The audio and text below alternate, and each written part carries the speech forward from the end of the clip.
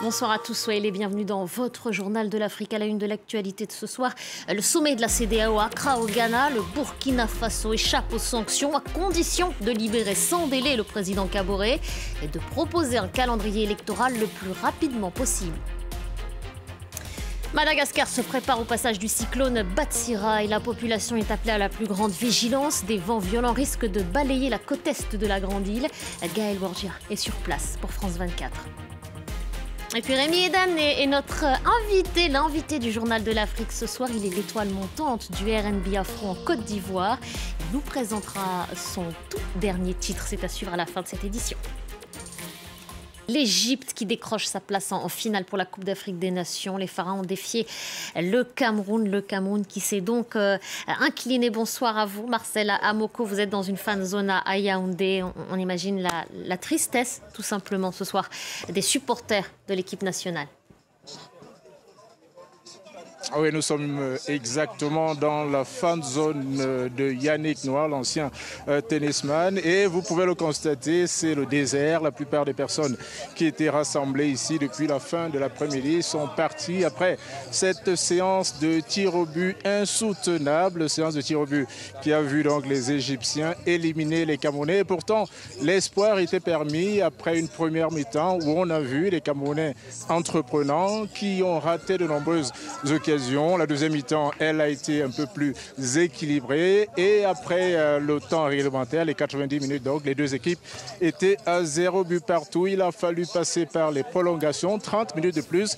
Et les deux équipes n'ont toujours pas pu se séparer, d'où cette séance fatidique des tirs au but qui a vu donc les Égyptiens éliminer les Camerounais en demi-finale. C'est une sorte de remake de la Coupe d'Afrique des Nations de 1972, ici au Cameroun. 50 ans après, l'expérience se répète. Le Cameroun, à cette époque-là, avait déjà été éliminé en demi-finale lors de sa Coupe d'Afrique des Nations, éliminé par le Congo-Brazzaville. C'est donc une énorme déception ici au Cameroun après cette élimination des Lions indomptables qui ne joueront donc pas la finale de leur Coupe d'Afrique des Nations.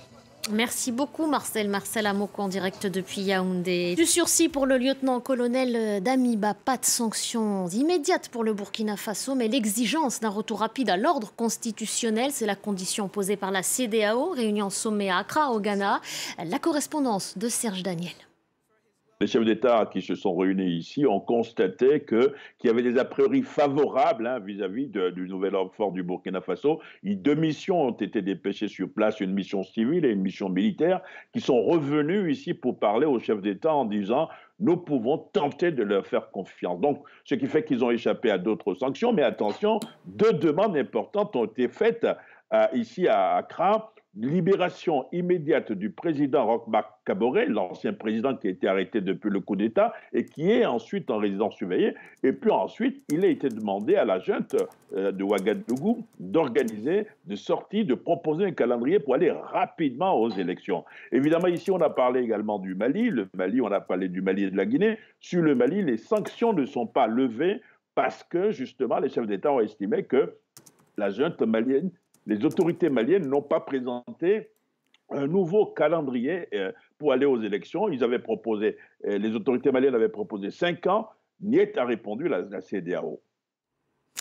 L'alerte rouge maintenue cette nuit encore dans une partie de l'océan Indien. Le cyclone Batsira s'éloigne de l'île de la Réunion, mais de très fortes pluies et des rafales de vent sont encore redoutées, d'autant plus que la tempête se dirige maintenant vers la côte est de Madagascar. Bonsoir à vous, Gaël Borgia, vous êtes la correspondante de France 24 à Tananarive. Merci d'être avec nous, Gaël.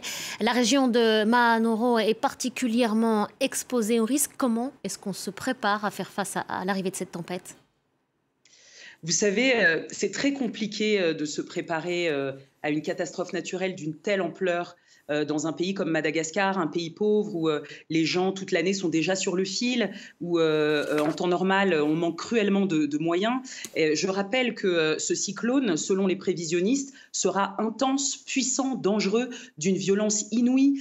Ce sera un cyclone équivalent à un ouragan catégorie 4, c'est-à-dire avec des dégâts irréparables. Donc c'est un peu la double peine finalement pour Madagascar, parce qu'il y a à peine 2 semaines de cela, là, eh bien, la grande île a été frappée par la tempête Anna qui a provoqué de graves inondations dans la capitale. Et aujourd'hui, à l'heure où je vous parle, il y a encore des milliers de personnes qui ont les pieds dans l'eau, qui n'ont plus de logement, qui sont obligées d'être hébergées dans des centres et qui, aujourd'hui, survivent grâce à l'assistance de l'État. Et une assistance qui arrive au compte-gouttes, qui est encore insuffisante. Donc, on est encore dans une situation très précaire. La capitale ne s'est pas encore totalement relevée de la tempête Anna. Et pour cette tempête Anna, on parle de 55 000 sinistrés sur toute l'île.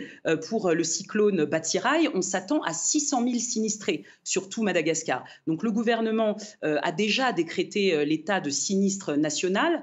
17 régions sur 23 sont en alerte jaune et seront ce vendredi en alerte rouge. Les équipes de secours, notamment l'armée, sont déjà mobilisées dans les zones qui seront les plus impactées par ce cyclone, avec des vedettes rapides, des Zodiacs à disposition pour les évacuations nautiques.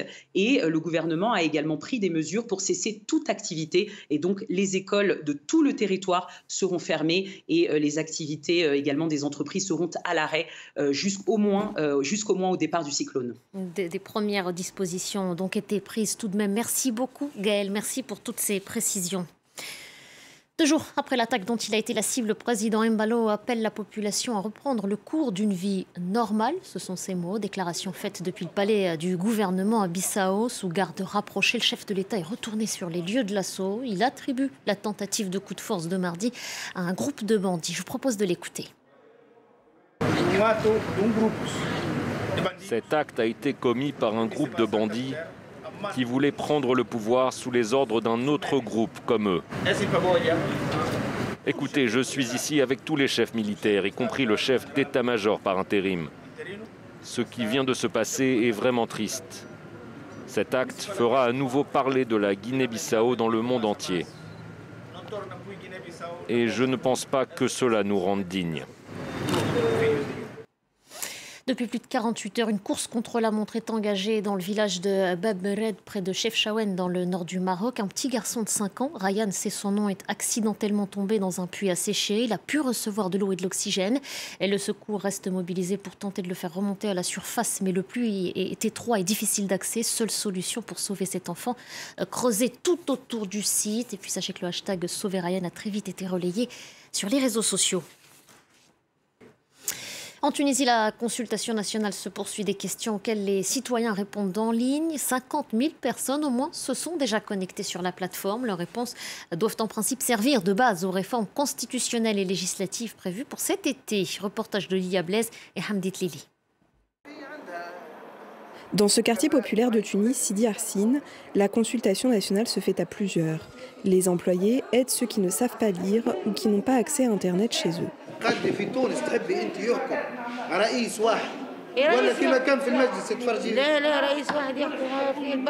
Les questions portent sur le type de régime politique, l'économie ou encore la culture. Des thématiques très larges avec des choix de réponses, parfois difficilement accessibles à tous. Les questions sur les thématiques économiques et politiques ne sont pas vraiment compréhensibles pour le plus grand nombre. Seules les questions de société sont vulgarisées. En Tunisie, seuls 45% des foyers ont accès à Internet. Dans ce café, les avis restent mitigés sur l'utilité de cette consultation. La consultation ne va rien changer. C'est seulement s'il y a des progrès concrets que je reconnaîtrai ces effets. D'autres, comme ce chômeur, se sont quand même connectés par curiosité. Certaines questions font écho aux problèmes du quotidien. Quelles sont les solutions pour limiter le chômage dans les régions? Cette question évoque un problème majeur. Personnellement, j'en souffre.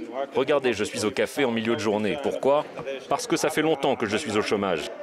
Mais difficile de savoir comment les réponses vont être interprétées et par qui. Depuis son lancement, la plateforme suscite beaucoup de critiques à cause du manque de communication et de transparence autour du projet. iWatch, elle a exprimé sa crainte que l'argent public soit exploité dans l'élaboration d'une consultation fictive au service d'un projet personnel du président de la République et surtout que ça pose vraiment plusieurs problèmes par rapport à la fiabilité. Selon l'ONG, il n'y a pas non plus d'informations sur la composition du comité en charge de collecter les données. Une consultation qui doit s'achever le 20 mars prochain. L'opposition dénonce une manœuvre politique. La Côte d'Ivoire maintenant, et cette promesse du président Ouattara, il s'engage à faire de la lutte contre la corruption sa priorité pour l'année à venir en tous les cas.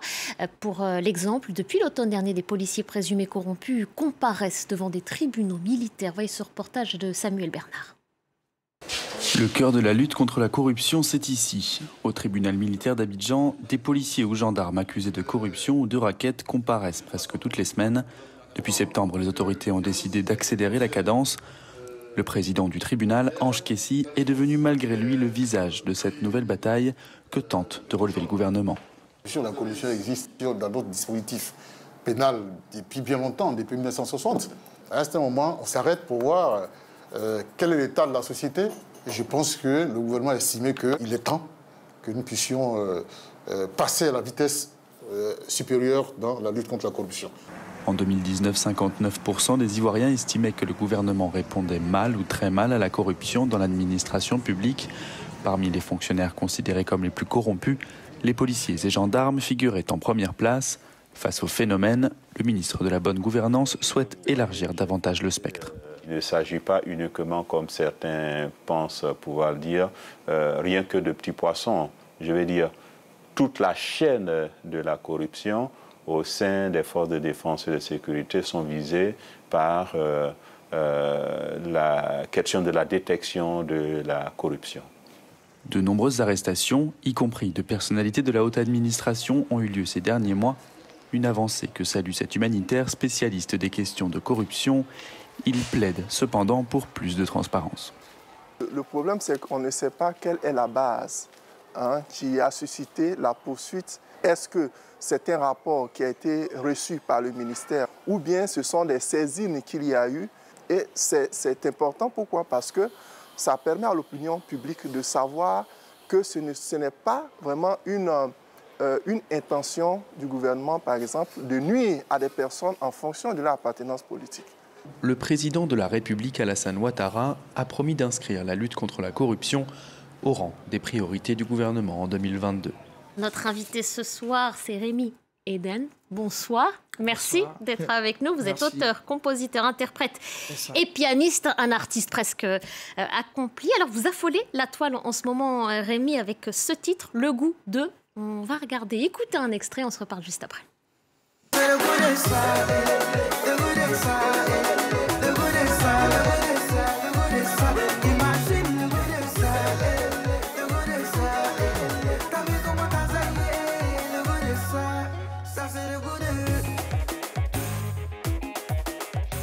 La première question que je me suis posée en écoutant le morceau, au-delà du fait d'avoir envie de danser, très envie de danser, le goût de quoi? Le goût de... C'est vrai qu'on reste quand même sur la fin. Voilà, donc on pourrait se dire que c'est une chanson d'abord qui parle d'espoir, mais qui parle aussi d'évolution en fait dans la vie. Voilà, parce qu'on quitte une étape A pour arriver à une étape B. Donc le goût de la réussite, le goût de l'évolution, le goût du bonheur, le goût du succès, le goût de France 24, vu qu'on a France 24. Voilà, donc toute une panoplie de choses qu'on peut envoyer. Voilà. Et vous parliez de succès à l'instant, plus de 30 millions de vues sur TikTok, plus de 12 millions de vues sur YouTube. C'est une très belle performance. Ouais, très belle performance. Et à qui il s'adresse ce morceau en particulier? C'est qui votre public? Le public, en fait, je dirais, c'est d'abord ma team BIM. Voilà, c'est comme ça que je les surnomme. Toutes ces personnes. La team BIM, parce qu'on dit BIM, voilà, tu vois. La team BIM qui me soutient beaucoup, mais aussi tous les amoureux de coupé décalé, tous les amoureux de musique africaine. Mais c'est vrai que dans la musique de Rémi Eden, on y trouve du R&B, de l'afro. Donc c'est tout ce mixage. Et c'est dans ce style-là que vous diriez que vous vous inscrivez, vous, aujourd'hui? Ouais, je dirais que je fais de la jams music parce que c'est comme ça que je qualifie ma musique. Voilà. Parce que je dis c'est une musique qui vient du ciel, en fait. Voilà.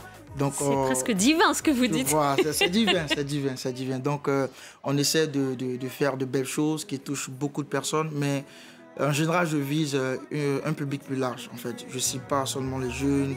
Je veux pouvoir faire danser les grands, les petits, les tontons, les tantiers, tout le monde, tu vois. Et ça marche? Et ça marche, ça marche. Ouais. Ça marche. C'est ce qui plaît? Ouais, jusqu'à là, ça va.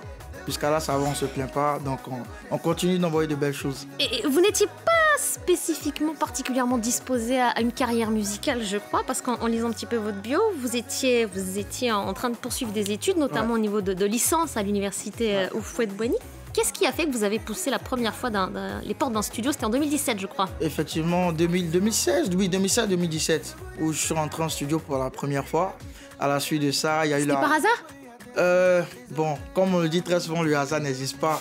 Mais on dira oui, on dira sur le coup, parce que je partais de base accompagner un pote à moi qui chantait déjà, qui était rappeur, Jeff Wina. Donc je partais l'accompagner en studio. Donc c'est comme ça qu'arrivé là-bas, celui à qui il devait chanter, c'est-à-dire c'était un featuring, voilà, qui perd la voix sur le coup. Et c'est comme ça que je pose en fait. Et on me dit là, tout le monde apprécie, ah mais c'est bon, c'est bon. Ensuite ça va naître le groupe Indéfini parce que j'ai évolué en groupe de rap, on était 3.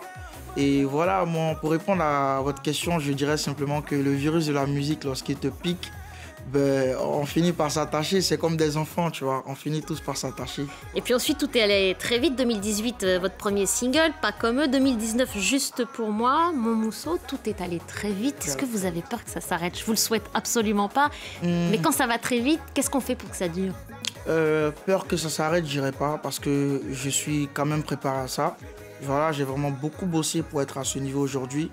On le voit dans la Corée notamment. Ah, tu vois, j'ai beaucoup évolué, je sais, beaucoup bossé pour ça. J'ai pas peur que ça s'arrête parce que je me dis que ça a été un beau début. Voilà, je me suis retrouvé à la musique et je pense que c'est pas pour s'arrêter là. Donc je crains pas ça. Ouais, je sais que je vais aller très loin, on va faire de grandes scènes, on va remporter. Et vous reviendrez nous le raconter, bien une sûr, tournée africaine à venir, tournée européenne ensuite. Ouais. Je voudrais aussi, si vous le voulez bien, que vous nous chantiez ici même a cappella, votre tout dernier morceau. C'est un peu une exclue, mais ouais, là-bas. Avec plaisir. Today, un nouveau dossier, on s'en va là-bas. Ils ont cassé bave de réussite, on s'en va là-bas, oui c'est à nouveau qu'on voit deux doigts haut. On s'en va là-bas, ma chérie, onction de mariage est versée. On s'en va là-bas, et on n'a qu'à chanter. On s'en va là-bas, on s'en va là-bas, on s'en va là-bas comme ça, oh,